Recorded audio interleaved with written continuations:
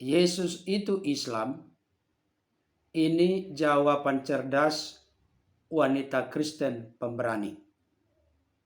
Sebelumnya, mari kita tonton video berikut ini. Yesus itu Islam, Mbak. Dulu sebelum saya belajar juga saya meyakini bahwa Yesus Kristus itu beragama Islam dan juga nabi-nabi sebelumnya juga beragama Islam. Tetapi setelah saya pelajari sejarah dan saya pelajari juga Taurat dan Injil, teman-teman, ternyata Yesus itu bukan Islam. Bahkan Islam ada abad ke-6 atau 7 gitu ya. Dan Yesus itu ada di dalam dunia ini, teman-teman, berkisar 4 atau 6 sebelum Masehi. Dan Kristen juga berkembang pada abad pertama. Jadi kalau kita pakai logika ya, kayaknya nggak mungkin gitu kalau Yesus itu Islam, teman-teman. Dan ingat ya, Yesus itu datang ke dunia tidak membawa agama, tetapi Yesus itu datang ke dunia membawa kabar keselamatan, bahwa Tuhan Allah kita telah menebus kita. Ya, dan barang siapa yang percaya kepadanya tidak binasa, melainkan beroleh hidup yang kekal. Itulah inti Injil adalah salib Kristus. Inti Injil adalah salib Kristus, artinya adalah kabar baik. Baik Bapak Ibu Saudara, tadi kita sudah menyimak dan menonton ulasan praktis, singkat, jelas, padat dari seorang saudara kita, wanita Kristen cerdas dan pemberani, di mana ada komentar yang ditujukan kepadanya yang menyimpulkan bahwa Yesus itu Islam. Beliau pun memberikan penjelasan sekaligus membangun argumentasi yang sangat cerdas, yang sangat baik, yang benar-benar menunjukkan dan membuktikan bahwa Yesus itu bukan Islam atau bukan beragama Islam. Saudara kekasih dalam Tuhan, beliau mengatakan demikian. Dulu pun sebelum saya belajar, juga meyakini bahwa Yesus Kristus dan nabi-nabi sebelumnya beragama Islam. Ada indikasi petunjuk di sini, hanya orang-orang yang tidak pernah secara sungguh-sungguh atau serius belajar terkait dengan sejarah, atau orang yang tidak sungguh-sungguh belajar Alkitab, baik itu perjanjian lama maupun perjanjian baru, yang membuat konklusi dan kesimpulan bahwa Yesus Kristus dan nabi-nabi sebelumnya beragama Islam.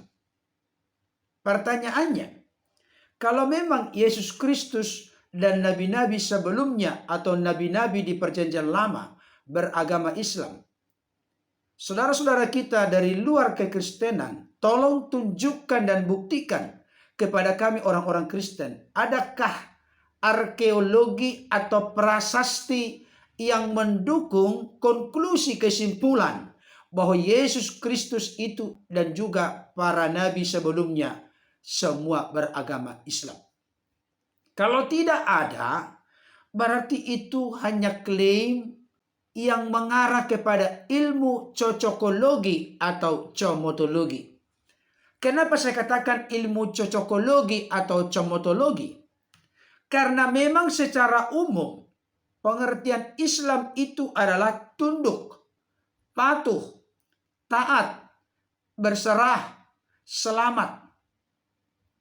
Jadi kalau pengertian Islam itu yang mau coba ditekankan terkait dengan Yesus, ya siapapun orang di dunia ini bisa dikategorikan Islam. Tetapi fakta-fakta historis, fakta-fakta sejarah, termasuk apakah ada arkeologi atau prasasti yang meyakinkan kita tentang klaim bahwa Yesus itu beragama Islam, termasuk nabi-nabi sebelumnya. Kalau tidak ada, itu merupakan kesimpulan yang tidak tepat atau konklusi yang tidak benar. Saudara dikasihi Tuhan, saudara kita wanita Kristen cerdas dan pemberani ini berkata begini, Setelah mempelajari sejarah, Taurat, dan Injil, ternyata Yesus itu bukan Islam. Kenapa demikian?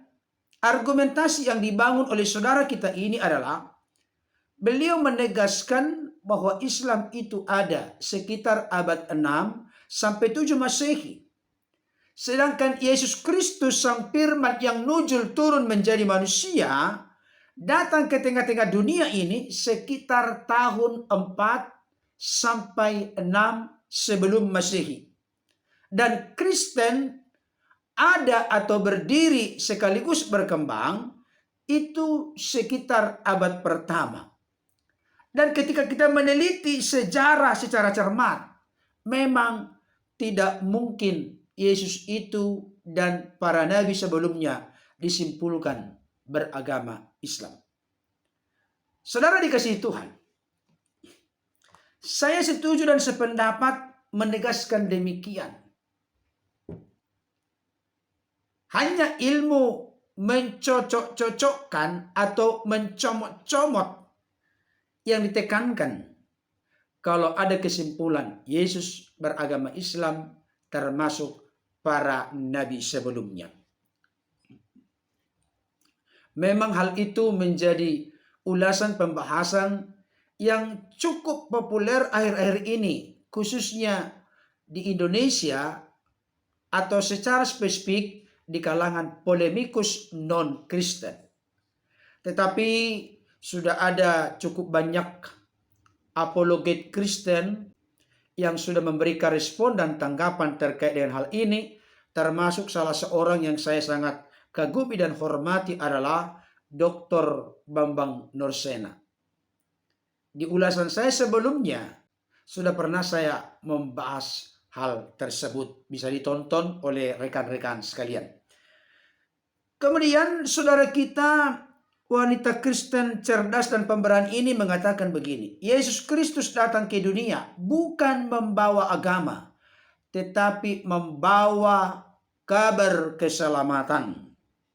Di mana Tuhan Allah kita telah menebus kita dari dosa, kematian kekal, dan dari jeratan kuasa dunia ini.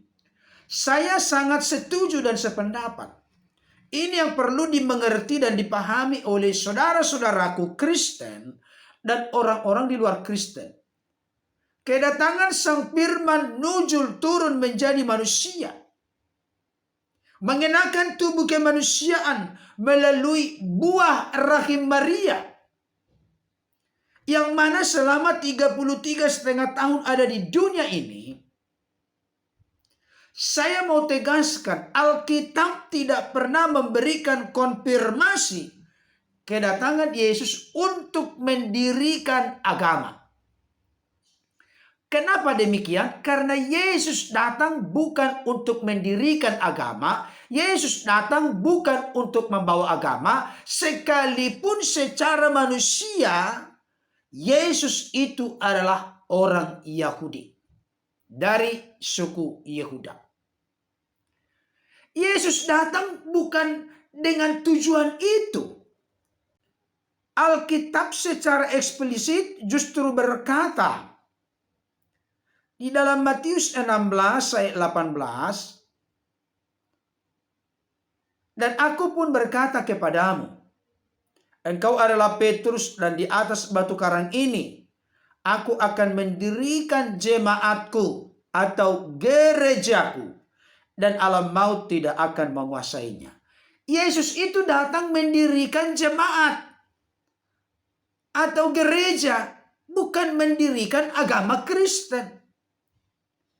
Nanti akan ada yang menyimpulkan yang mendirikan agama Kristen adalah Rasul Paulus. Paulus pun tidak pernah mendirikan agama Kristen. Karena sebutan Kristen itu untuk pertama kali ada di Antioquia. Kisah Para Rasul 11 ayat 26.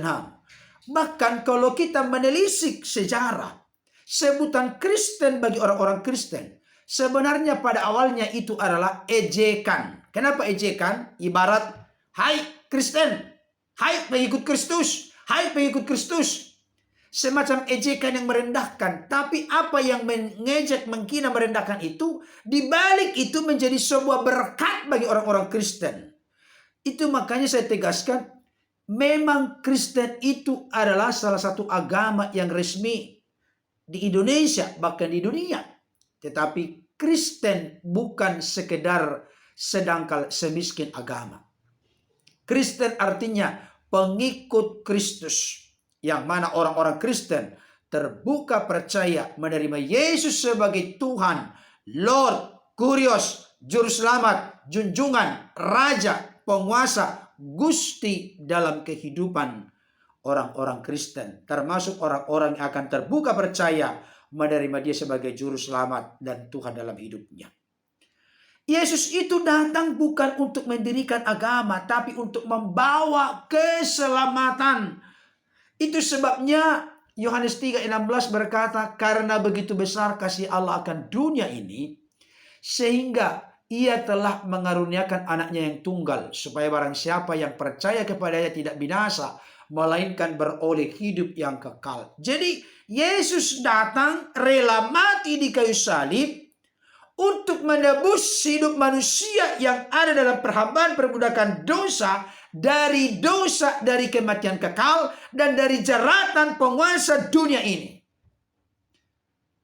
Itu sebabnya Markus pasal 10:45 berkata, karena anak manusia juga datang bukan untuk dilayani, tetapi untuk melayani dan untuk menyerahkan nyawanya menjadi tebusan bagi banyak orang. Jadi Yesus datang bukan mendirikan agama, tapi untuk mendirikan gereja atau jemaatnya yang ditebus dan diselamatkannya. Bahkan semenjak orang terbuka percaya menerima Dia sebagai Tuhan Juru Selamat, dia diangkat menjadi anak-anaknya dan ahli waris yang kekal dalam kerajaannya. Saudara yang dikasihi oleh Tuhan, apakah Allah menurunkan Injil kepada Yesus? Gak ada demikian. Justru Injil itu berbicara terkait dengan Yesus Kristus yang lahir di kandang hewan di sebuah palungan di Bethlehem, yang mati di kayu salib, dikuburkan, bangkit pada hari yang ketiga, menampakkan diri selama 40 hari, kemudian naik ke sorga, dan nanti akan datang kembali pada kali yang kedua, eskatologi, untuk menghakimi orang yang hidup dan yang mati. Kiranya ulasan ini dapat menjadi berkat bagi kita. Amin.